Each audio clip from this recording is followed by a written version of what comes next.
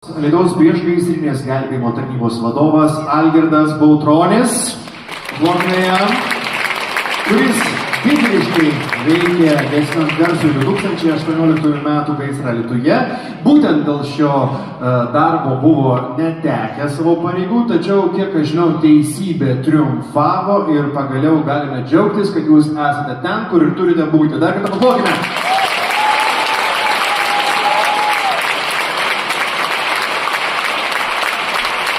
Vakarą, mėly alytiškiai, gerbimi miesto svečiai. Labai malonu, aišku, šioj nominacijai suteikti man garbė pristatyti nugalėtoją. Aišku, mūsų kaip ugniagesių šūkis artimui pagalba, Dievui garbė, bet labai surišta su šita nominacija.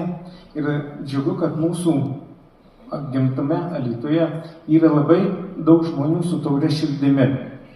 Ir net ir dzūkiškam gimne pasakyta, kad kiek taurių širdžių, bet tauriausios mano tėviškiai. Taip, kad pasidžiaugdamas, kad tikrai taurūs žmonės, kartais jie gyvenime būna pilki, nepastebimi, bet atsitikus stresiniai situacijai, kažkokiai nelaimiai, ateina į pagalbą kitam žmogui. Tai labai reikia džiaugtis mūsų alytiškiais, drąsiais jų poelgiais ir didžiuotis iš vis, kad mes esame alytiškiai, nes mes gyvenam Dzūkijos sostinėje ir dabar pajuokaudamas pasakysiu, tai Alytus Dzūkijos sostinė, bet tegu neužpyksta svečiai čia atvažiavę, o Vilnius tai yra mūsų Dzūkijos didžiausias miestas.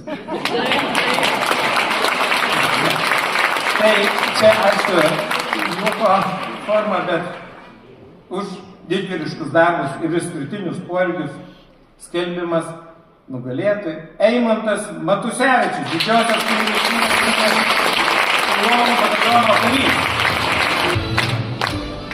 Tai aš irgi labai trumpai, saugokit save, saugokit vieni kitus ir nelikit vieni kitiems abejingi. Kaip mes sakom kariuomeniai, tėvynės labui. Ačiū.